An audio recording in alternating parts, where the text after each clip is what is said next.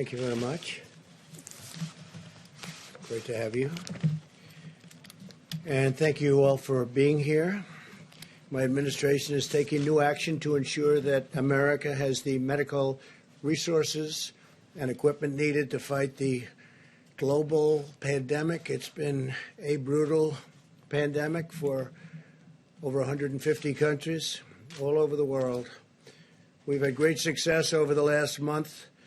As you know, the millions and millions of pieces of equipment have been delivered successfully by us, purchased and delivered, and we've made it available to the states.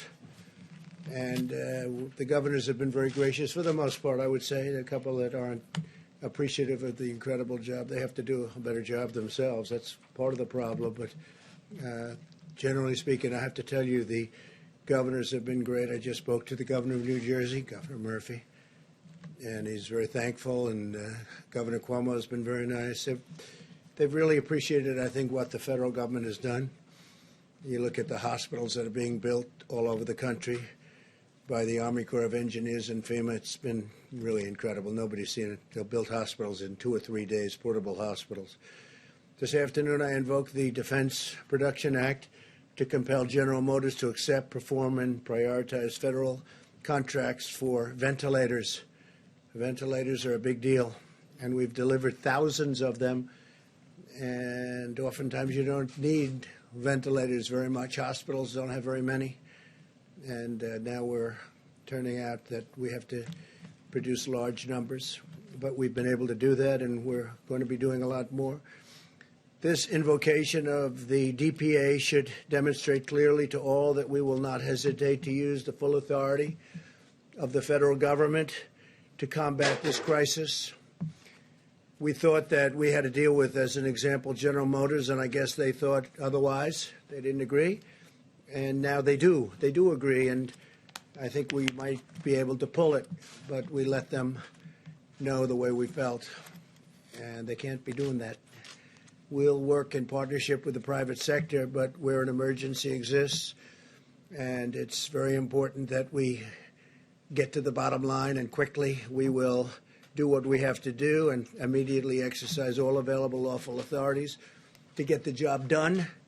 This afternoon, I also signed an executive order investing, and very, very strongly investing, the Department of Health and Human Services and the Department of Homeland Security with the full authorities available under the Defense Production Act to respond to the outbreak of the terrible virus, the invisible enemy, as we say. My order also establishes that Peter Navarro, a very trusted person from the White House, and he's done an incredible job for me in terms of negotiation, in terms of understanding where the world is going economically. But my order establishes that Peter will serve as National Defense Production Act Policy Coordinator for the federal government. That's a very important position, more important probably than it's almost ever been in our country. And so I want to congratulate Peter and his family. I know he's going to do a fantastic job. He's been doing that job over the last few weeks. Peter is a PhD in economics from Harvard, has a master in public administration from the Kennedy School, also from Harvard. And he's a tremendous guy, and he will do a fantastic job. And I'd like to maybe ask, before I continue, Peter to say a few words, please. Peter? Thank you, Mr. President.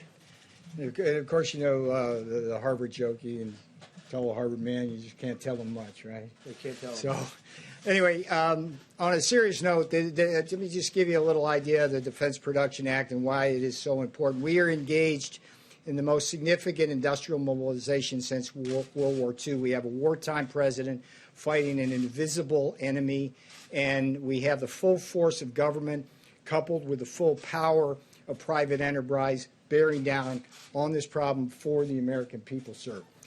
What we had to do today with President Trump's order with respect to General Motors, I want to give you a little background on that.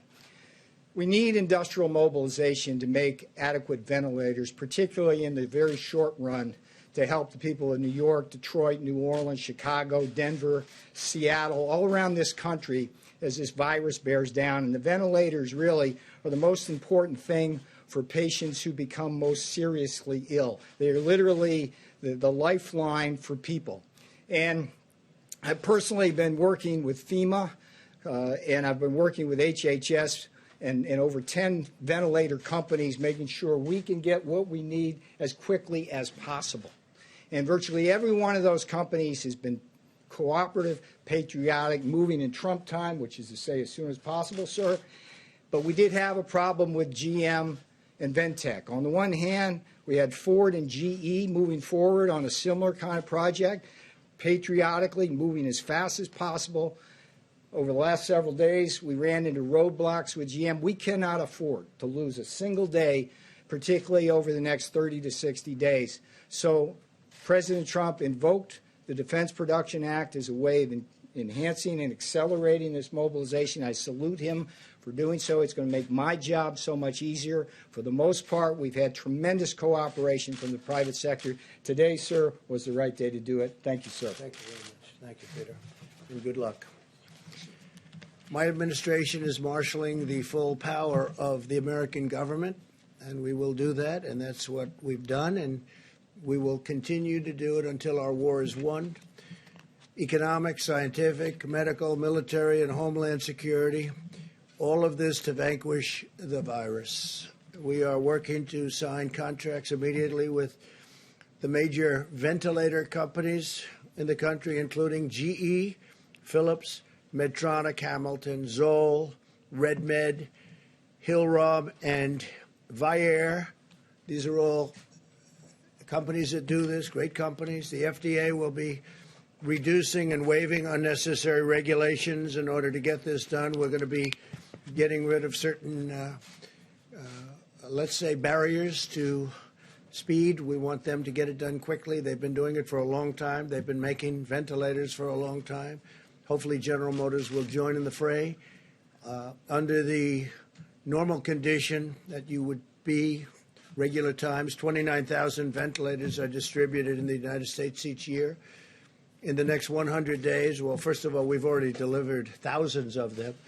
But within the next 100 days, we will either make or get in some form over 100,000 additional units. And I guess to put it in other words, in the next 100 days, we'll receive over 3 times the number of ventilators made during a regular year in the United States.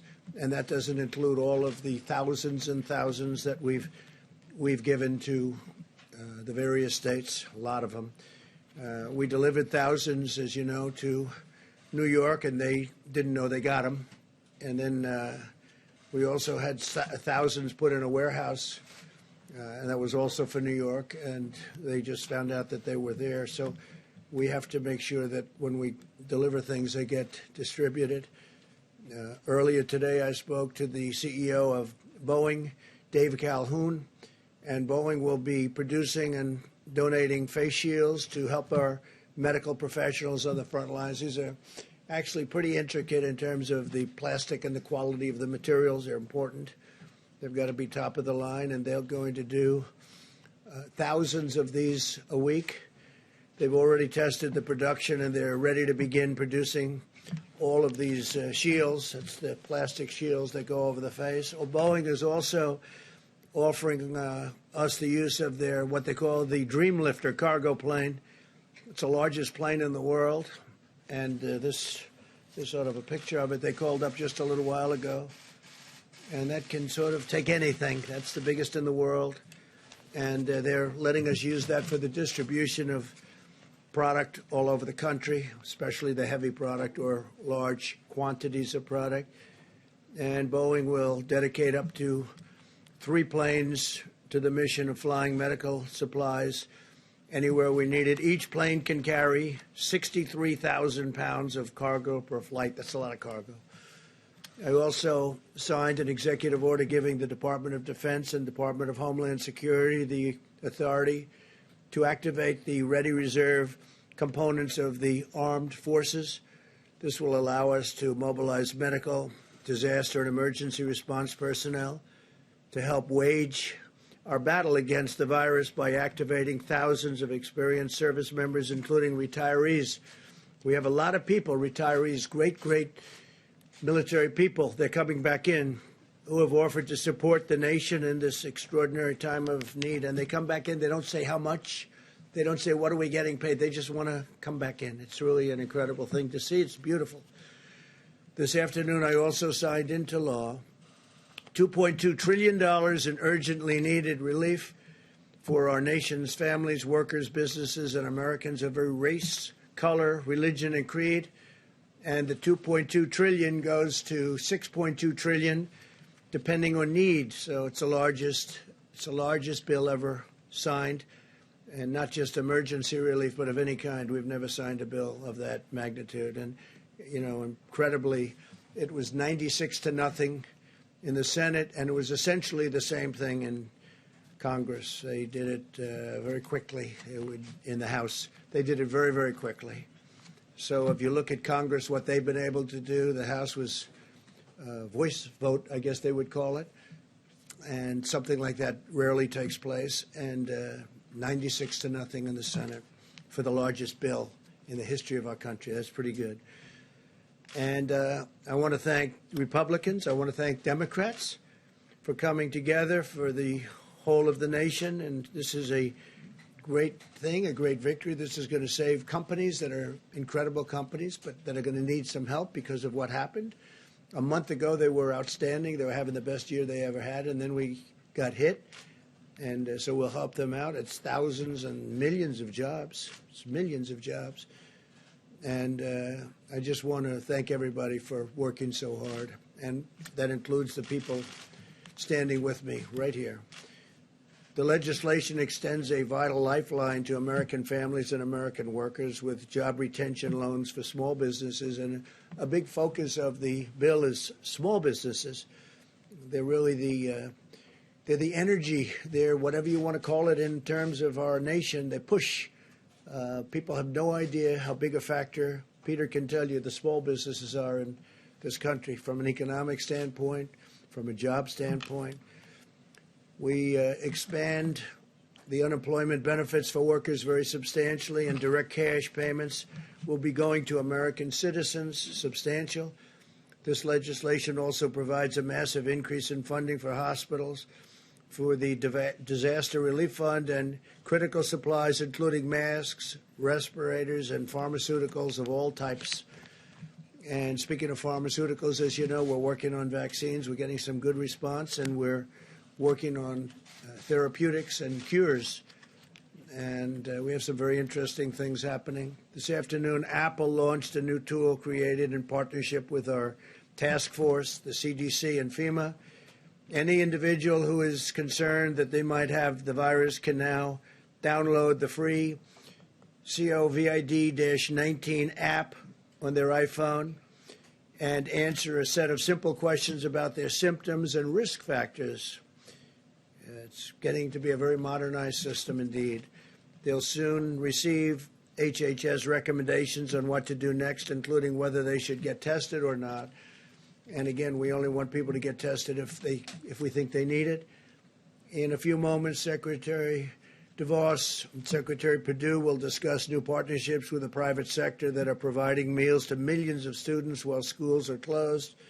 They've both been incredible, the job they've done. I appreciate them very much. We're grateful for the assistance of Niran Chaudhary, CEO of Panera Bread Company. They've been so incredible to us.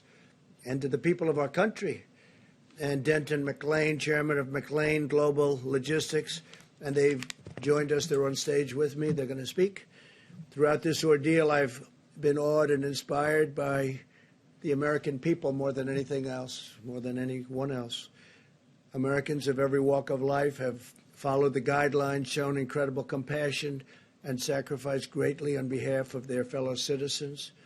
I want every American to know that their selfless and heroic actions are saving lives, and I want them to know, and I've said it before, that I'm very proud to be their president, very proud of the American people. My administration is actively planning the next phase in an all-out war against this horrible virus. We're now testing nearly 100,000 patients per day, more than anybody in the world, and we have now, as of even a couple of weeks ago, tested more than any other country in the world. and our capacity continues to grow. Widespread surveillance testing will allow us to monitor the spread of the virus, and we're doing that quite accurately, and Deborah and Tony will be speaking about that, and coordinate with the states to contain new hotspots as they arise with a targeted, fact-based, and data-based approach. It's all data-driven. This surveillance testing will soon enable us to publish updated guidelines for state and local leaders. We want every county and region in the country to have the on-the-ground evidence that they need to determine the mitigation measures that are right for them. Each location is different. Some are very, very different. Some are day and night. Some are in great shape and some aren't in great shape. And we'll be able to have very accurate information very shortly. We already have a lot of that information.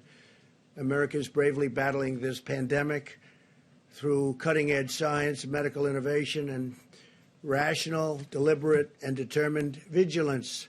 No effort will be spared in winning this war. We're going to win the war. Hopefully, we're going to win soon and with as few lives as possible lost.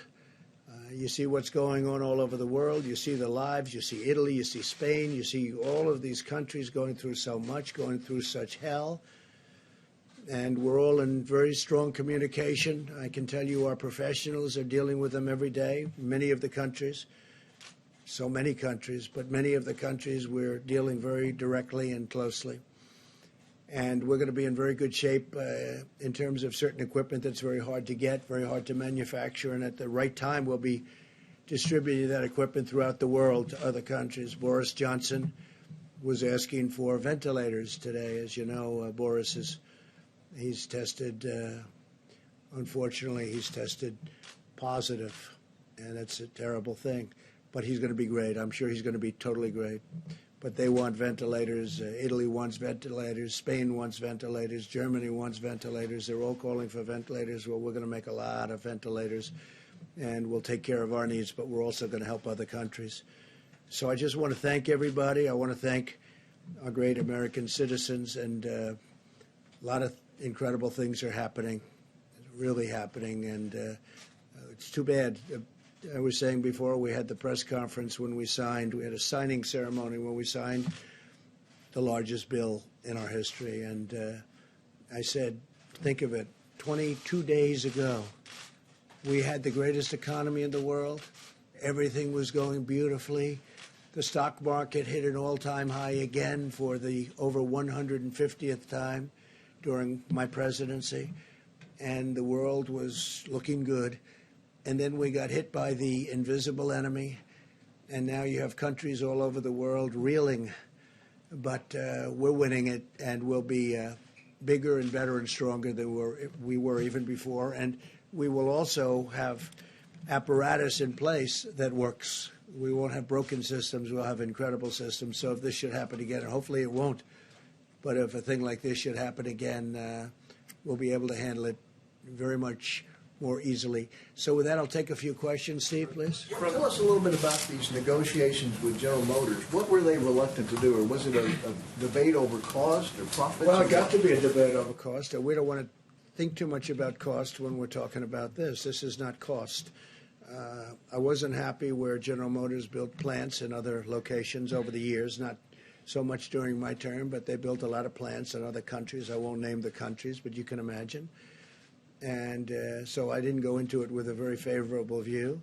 I was extremely unhappy with Lordstown, Ohio, where they left Lordstown, Ohio in the middle of an auto boom because we had 17 car companies coming in, and then they were leaving one plant in Ohio. I love Ohio, and what happens? That became the story. Not that all these plants are moving in, but that you had one plant they were leaving. And frankly, I think that would be a good place to build the ventilators, but we'll see. We'll see how that all works out. But so I wasn't too thrilled. And then we thought we had a deal for 40,000 ventilators, and all of a sudden it became 6, and then price became a big object. But Peter Navarro is going to handle that, and Peter will do a very good job. We'll see. Maybe they'll change their tune, but we didn't want to play games with them. Yeah, President? Mr. President, 2 questions for you. One on state quarantines and the other one on the search for treatment. The first one, over the last 24 hours, governors in multiple states, including Florida, Rhode Island, have issued quarantine orders for travelers coming from other states. Quarantine orders, yeah. And they are intercepting people on highways, at airports. They say this is at the recommendation of your administration. Is that true? And if so, why doesn't your Well, I think I'm administration going to just... let Tony speak to that a little bit later, but we're being very strong on quarantine. We're being very strong on people not leaving, especially certain states, and going to other states where they have less of a problem. I mean, you're hearing constantly about people leaving New York and going down to Florida, and New York obviously is a hot spot, and that's why we're building all those hospitals in New York and all those medical centers in New York. So we'll let Tony answer that. But specifically, you have to understand, we're not playing games. John? Mr. President, if I could come back to the invoking DPA. This morning you tweeted about it, and I'm told it was coincidentally, not long after that tweet, Ventec and GM announced that they had reached an agreement to, at their Kokomo, Indiana plant, which is a clean facility that makes electronic equipment, produce up to 10,000 ventilators a month, with the first ones to be delivered in a couple of weeks. Why the need after that to invoke DPA? It wasn't after. It was before. And we just were not getting there with General Motors. We weren't getting there. We're getting there with a lot of other companies, and we have the people that are doing it for me in the room right here, and we can talk to you later about it. But we have to get these people on board.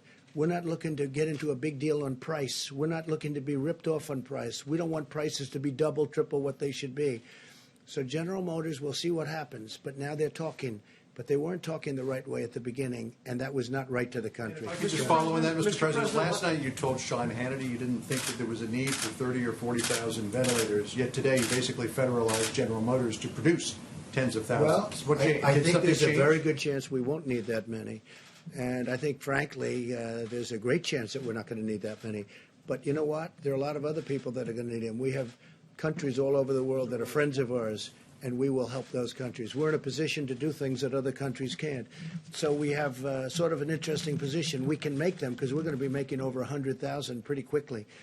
So we can make them. And if we don't need them, John, that's okay, because we can help Italy and we can help UK, Boris Johnson specifically. I mean, when I say, how are you feeling? And the first thing Boris said to me is, we need ventilators. So surplus will be Oh, absolutely. We're not going to be keeping her. All over the world they want them, and we're in a position to make them, and other countries aren't. Okay? Mr. President, if I first can follow up on that, Governor Cuomo had said 30 to 40,000 ventilators is what he needed. He based that on the experts that were advising him. What are you basing your assessment that he doesn't need that many on? Well, if you look, and I think you can ask that question best of Deborah, but I think their estimates are high. I hope they're high. They could be extremely high. We're doing even hospitals based on pretty high estimates. You know, I'm doing them anyway. And as I told John, if we do not need them, that would be wonderful. We can help a lot of great people all over the world. We can help them live. But I think his estimates are going to be very high. We're going to see. Don't forget, we sent thousands of ventilators to New York, and they didn't know they got them. Then we sent thousands of ventilators to New York. They have a warehouse, a New York warehouse in Edison, New Jersey, which is an interesting thing. And we sent them to Edison, New Jersey. They were in the warehouse, ready to go, and New York never took them.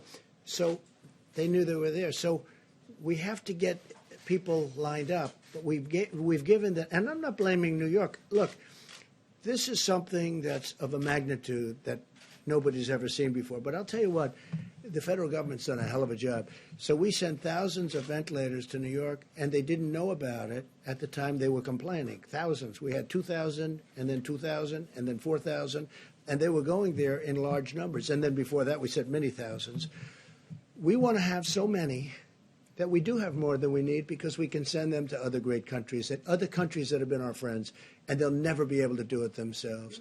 Yeah, please. Some of the governors are not appreciative of what the federal government's done, and you've suggested that some of these governors are not doing everything they need to do, like that these governors are at fault.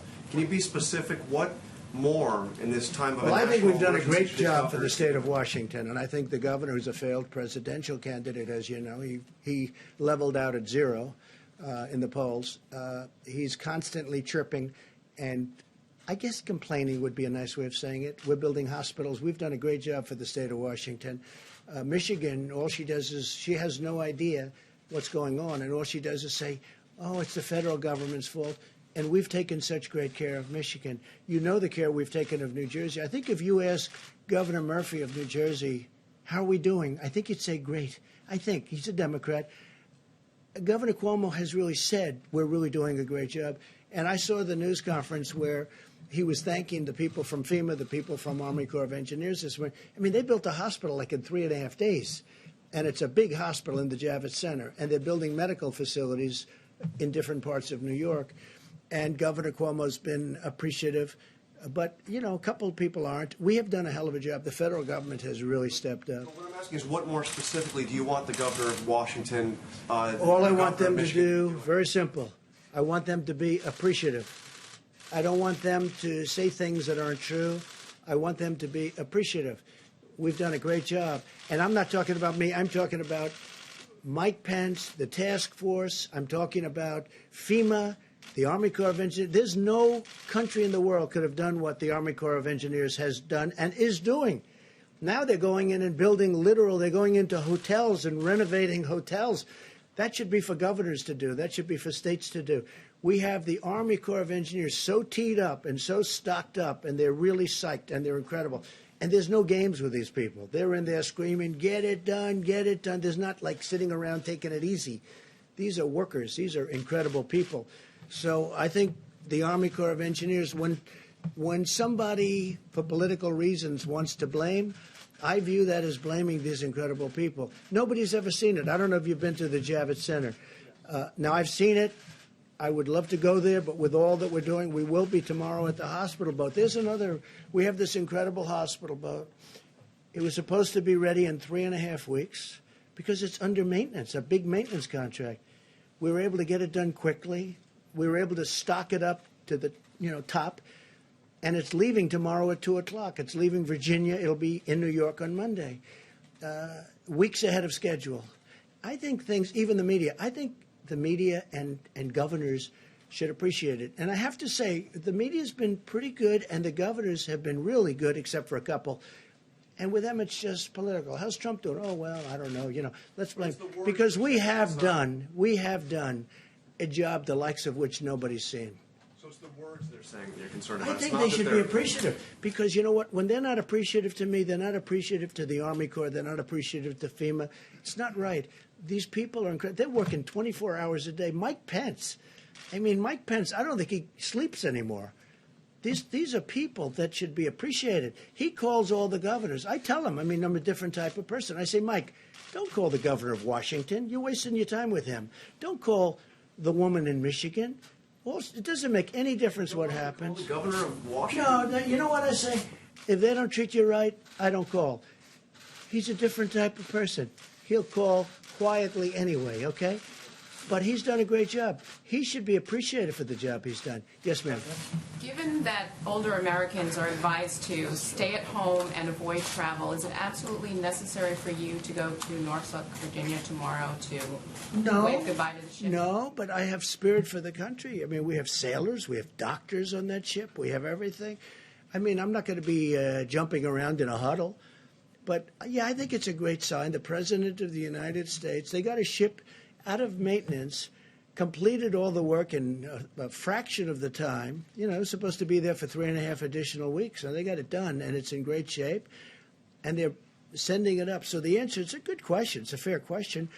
I just feel that as the leader of our country, when they can do work like they've done, and they've been working all day, all night, medical supplies, everything, loading up that ship, I don't think it's the worst thing in the world. It's right down the road practically, right, Virginia. And I think it's great if I go to Virginia. I guess I can take helicopter or plane. It's like a tiny trip.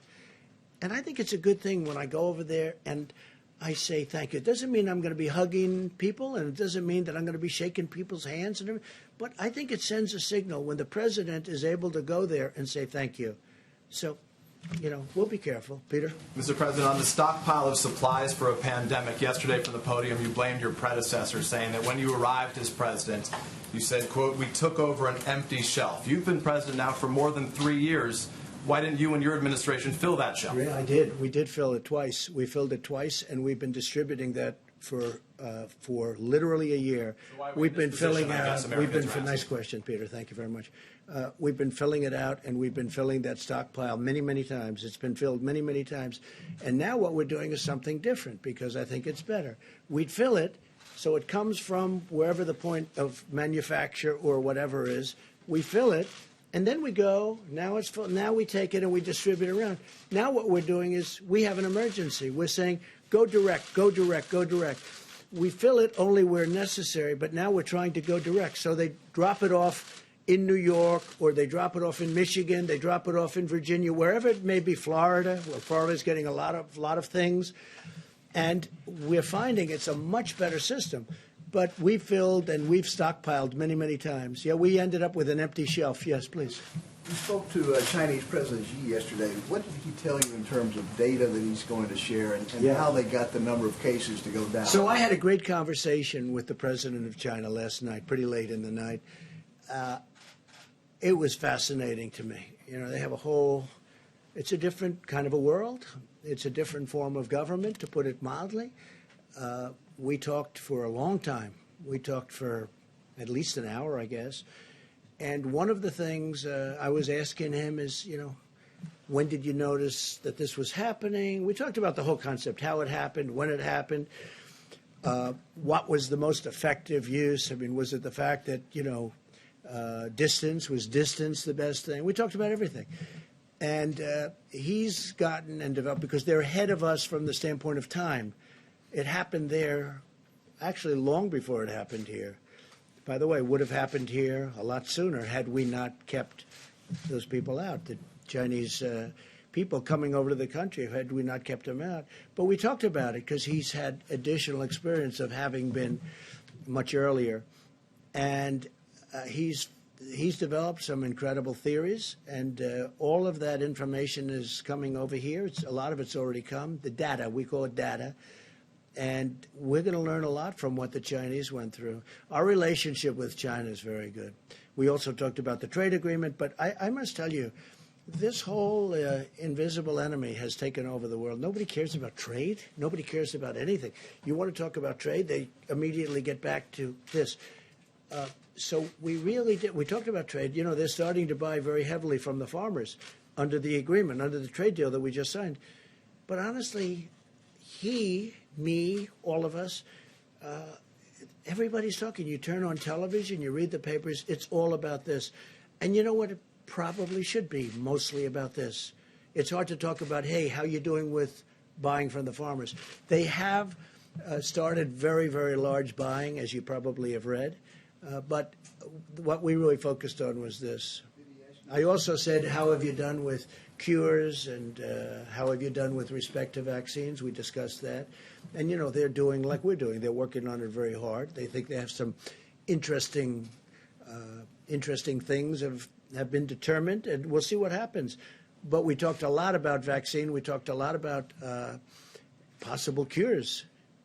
How good would that be? I mean, that's game changer. So we'll see. And by the way, we have various things happening right now having to do with cures and vaccines, and I think we're doing very well, especially in the vaccine thing. I think we're very close. But as Tony will tell you, that's a long testing process. So we'll see what happens. To suspend tariffs? He never asked me to suspend tariffs. No, we're taking in billions of dollars. He never did ask me that. John? Mr. President, on Monday will be the end of the 15 days to slow the spread of the virus. Do you expect that you will simply renew the guidelines, or do you expect that there could be some modification to this? So, John, I'll be sitting down with this brilliant woman and this brilliant man, and lots of brilliant people that work with them, I think, right, Deborah and Tony?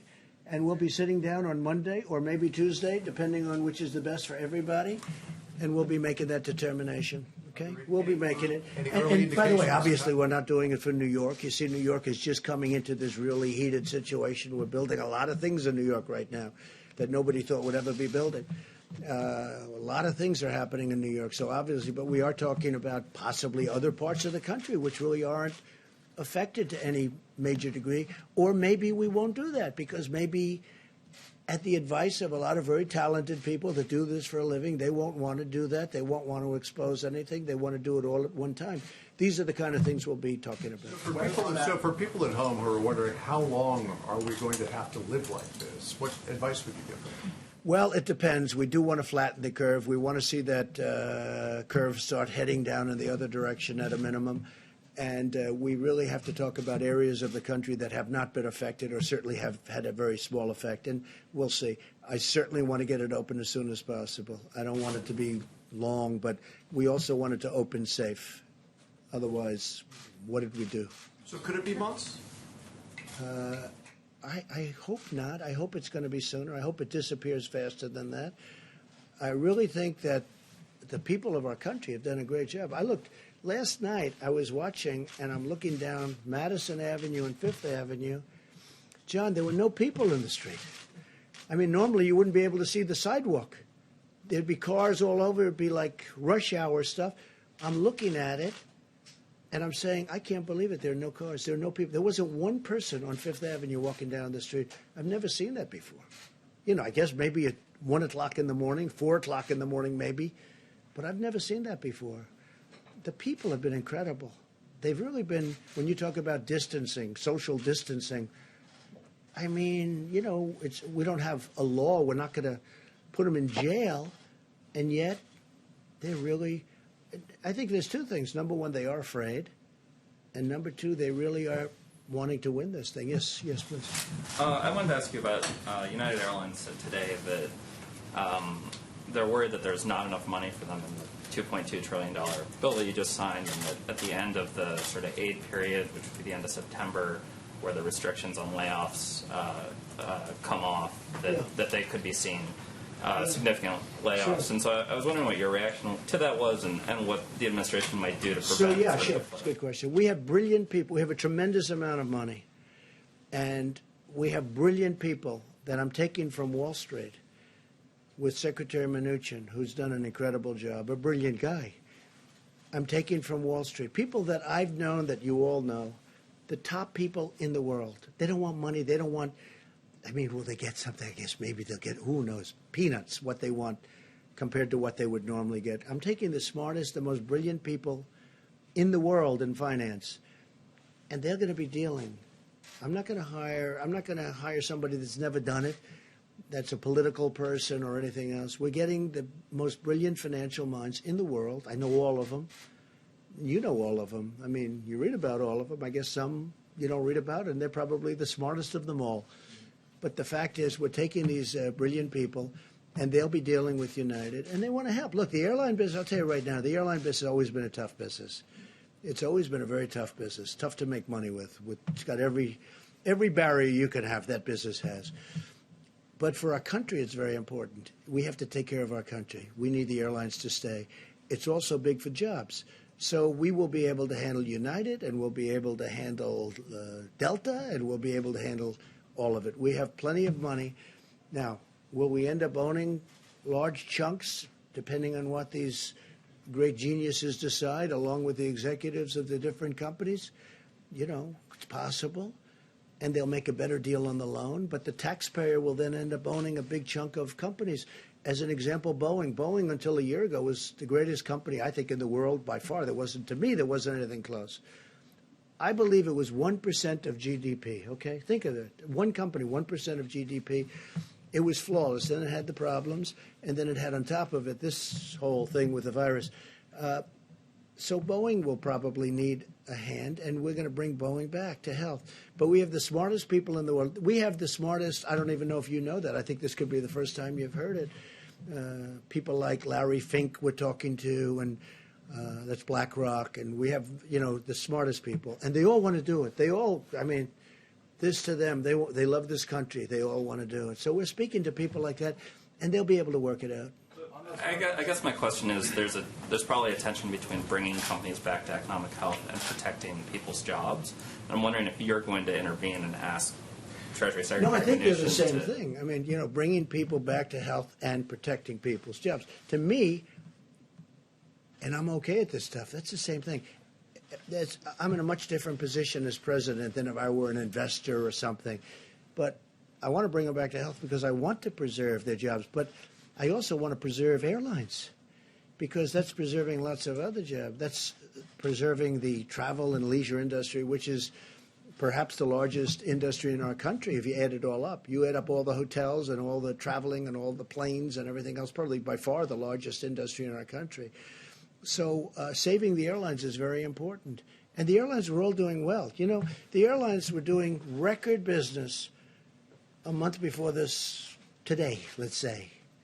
Even 22 days to be exact, right, when we first started seeing some real signs of problems. They were at record levels. Last year they had a record year, the biggest in the history of the airlines. Everybody was doing well. I mean, I was presiding over the most successful economy in the history of the world. And now we're going to have to rebuild it. And I think we're going to have an absolute incredible fourth quarter. You know, maybe it's slightly after that, to be honest. But it's going to be in that time period. As soon as we get rid of this, I think we're going to have an explosion upward. It's going to be incredible. Please. Mr. President, Florida Governor Ron DeSantis has issued some of the fewest restrictions in the country, yet Florida has the highest percentage of elderly in the country. That's true. Do you believe Governor DeSantis is handling this well? Do you have I do, confidence? because he's a very talented guy. He's a very good governor. Everyone loves him. He's doing a fantastic job for Florida. He was not happy with the people coming down from New York. You know, they're flying down from New York, and he had a state and has a state with, you know, obviously a lot less problems. Florida's been doing really well in the sense of testing. The testing has shown much better results. They'll talk to you about that later. But no, he was very unhappy with the people coming down from New York, and I understand that. No, Ron's a very tough guy. He's a great governor, and I have tremendous confidence in him. And, you know, he had the beach situation. He resolved that. He will get it all resolved. Yeah, please. I have two questions, Mr. President. First, yesterday in your letter to the governors, you said that you want to categorize certain counties of high risk, medium risk, and low risk. Practically speaking, how are you going to enforce that? How can you stop people from You have high to go risk, louder. for example? You have to speak louder. Sorry. How are you going to stop people from going from high risk areas to low risk areas? In your letters to the governors. We have some very, very strong restrictions, but you're right. I don't like it. So we're seeing how it works. The data is coming in on Monday and Tuesday, and we're going to see how it looks. But, you know, can we go to a tougher level? We can, but that causes other problems. We're going to see, and we'll be reporting back very shortly after my meetings with Tony, Deborah, and others that we're going to be meeting, and our vice president. We're going to be reporting back to the media. Okay? Please, corner. Thank you. Hi, Mr. President. Owen Jensen with EWTN News. Yes. Millions of school kids across the country are home, including my own, bored, restless, learning a little bit online, but it's better in the classroom. You know that. Yeah. And my kids, they're crawling the walls and climbing the walls, and my wife is about to lose it. Right. So many of them are watching right now. What would you say to those kids right now? Elementary school, middle school, high school. What would you tell them right now who are watching from home? I would say that you are a citizen of the greatest country anywhere in the world. And we were attacked like nothing that's happened, possibly since 1917, many, many years ago. We were attacked. And we're winning the battle, and we're going to win the war, and it's not going to take, hopefully, that much longer. But we have to win the war. And I would say that they have a duty to sit back, watch, behave, wash their hands, stay in the apartment with mom and dad. They look like they're lucky to have you as a father. And just learn from it. But, you know, the young people have been tremendous. Some of them are very happy not to go to school. You understand that. Perhaps yours, perhaps not. But we have literally had no problem. But again, they should just sit back and be very proud of our country because we're doing it for them. You know, ultimately we're doing it for them more than anything else, if you think about it. The other thing that's nice, and the one thing that has come out, and I learned this, again, it was reaffirmed by President Xi last night in my conversation. The young people are really, it's an incredible phenomenon, but they are attacked, successfully attacked, to a much lesser extent by this pandemic, by this disease. this, whatever they want to call it. You can call it a germ, you can call it a flu, you can call it a virus. You know, you can call it many different names. I'm not sure anybody even knows what it is. But the children do very well. It's almost the younger they are, the better they do. I guess the immune system is, sadly for some of us, their immune system is stronger. But actually, I'm very happy about that. But they have been attacked, for instance, the Spanish flu. And if you look at the H1N1, the swine, if you take a look at the swine flu, which was, as you know, not so long ago, that attacked very strongly young children, kids, middle-aged people, everyone. Age is a factor here, so your children should be in good shape. But just tell them to be very proud of the country, okay? Just to follow up real quickly, when does the risk become an acceptable one to allow people to go back to their lives? Maybe well, we're Dr. going to make that Fauci- determination. And you're going to have something to do with that. And look, we're going to be guided also. You have some real strong feelings. The media, I'll tell you what, the media generally, I mean, I've impressed, a lot of the media has been fair. I'm not used to fair treatment in the media. I don't know. I don't know how to handle it. But the media has really been, overall, I think the media has been pretty fair. Some not. I mean, I could tell you who, but what's the point? But the media has really been fair. I mean, they view this as that we're all in a problem together and we're going to win. We're going to win. Please. Yes, thank you, President Trump. New York is currently the epicenter of the outbreak in the U.S. with about half of the cases. Yeah. Yesterday, Kellyanne Conway laid a lot of the blame for that on the mayor, pointing out that he told people to go about life as normal and he resisted closing schools and businesses. I'm wondering if you agree, and also if I could ask you your thoughts on the stimulus bill preventing aid to your businesses. Do you think that's fair, and what are your thoughts on that? Well, that's not happening. I mean, I think they wrote us out. And that's all right, but that's not happening. As far as the mayor of New York, I'll be honest, I didn't know him well. He and I are obviously opposite persuasions, and we would go at it, but we didn't, I don't know if we ever spoke other than to maybe say hello a couple of times. I did down at the Memorial, World Trade Center Memorial once a long time ago. So I've spoken to him a lot, Mayor de Blasio, and we've really had incredibly productive discussions. I've gotten him a lot of people. We've gotten him a medical center. He's asked for, at Elmhurst, I know Elmhurst Hospital very well. I mean, that was an area of Queens that I grew up in. And boy, you talk about an epicenter. That's really the epicenter of the epicenter. That's really something. We talked about it because that was, very close to where I grew up. And knowing it, being so familiar with it, it's incredible to see where they have the trucks. I don't have to go into great detail, the refrigerated trucks coming up, and I've never seen anything like it. I've spoken with Mayor de Blasio a lot in the last week. We've helped him, I think, a lot. And I've really gotten to like him. I get along with him very well. Now, he wants us to do certain things, and we've produced. I mean, today I spoke to him with the Secretary of Defense, Esper, and we had a great conversation, and we're helping him get some of the things he needs. I don't have to go into great detail, but he's very happy about what we were able to do for him today. And he's like us. He's working very hard. But I can't say anything bad about Mayor de Blasio. I mean, my relationship with him over the last couple of weeks has been excellent, and we've done a good job for him too. Yeah. On the governors, please.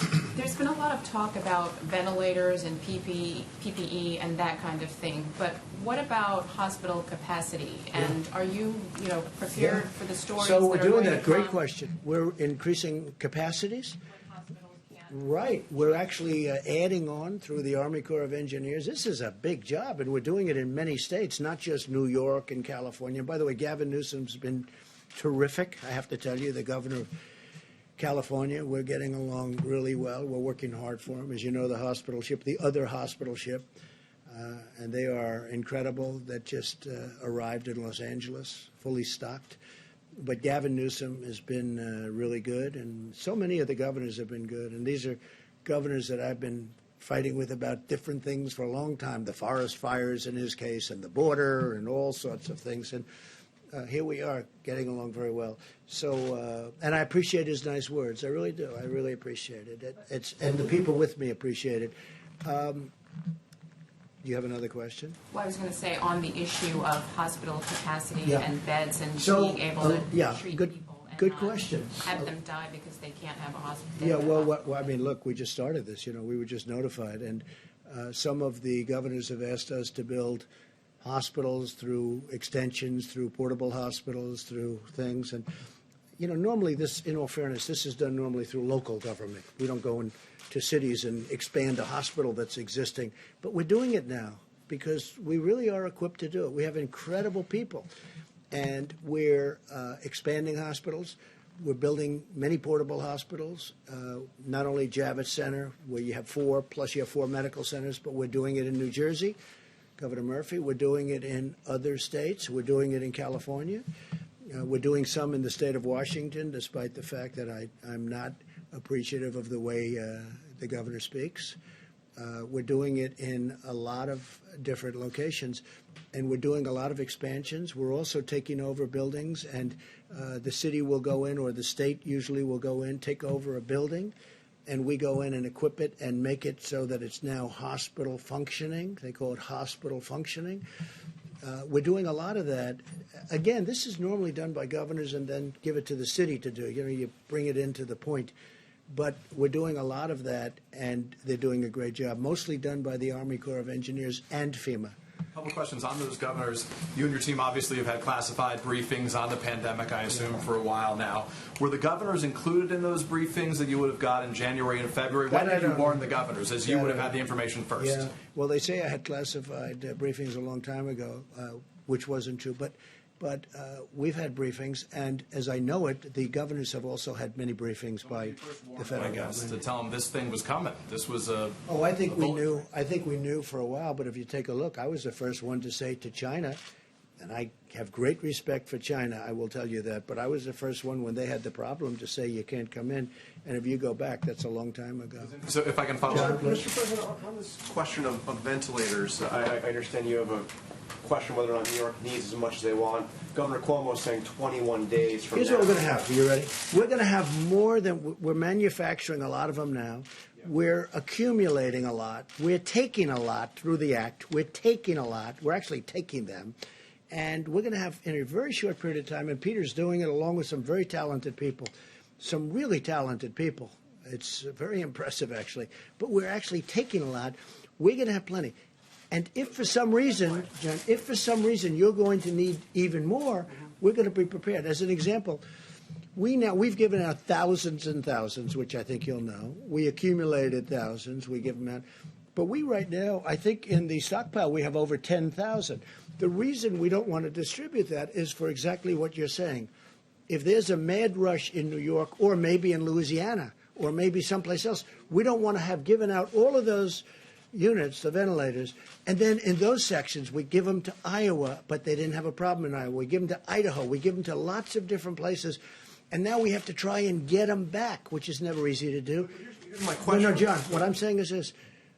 We are prepared for things that nobody has any idea that would be prepared. And you know what? When I took this over, it was an empty box. We didn't have testing.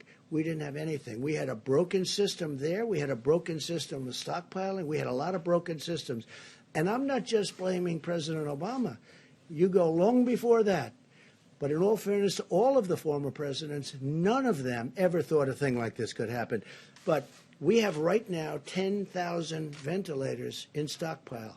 We are ready to go with those ventilators. What we don't want is where we distribute the ventilators like we did in New York and they didn't need them or they didn't know or they didn't use them. If we need them in New York, we're going to have plenty. Now, we're getting a lot of ventilators in the next short period of time. A lot of ventilators are coming in the next short period of time. We're manufacturing. We went to all of the companies. I read their names. We went to all of those companies. They are going to go, I would say, round the clock, Peter. Is that right? They're going round the clock. Is 100 days fast enough? Like you said, is that fast enough to get 100,000? Because some of these Let's people put it this way. 3 weeks. Let's put it this way. We've distributed thousands and thousands already. Normally, these would be bought by states, just so you understand. Normally, these would be bought by governors. They were, I don't want to say unprepared, but nobody was prepared for this. What we've done, nobody can even imagine. And by the way, I've had governors tell me, including Democrat governors, They said, we can't believe you've been able to do this. And you go to other countries, and we're not only competing against states, because we don't want to compete against states. We've had a couple of cases where states were buying, we were buying, and I said specifically, because I heard about it, pull back, let the state buy it. Immediately, the price goes way down, and they end up buying it. But we're also competing against many countries, because many countries need the ventilators.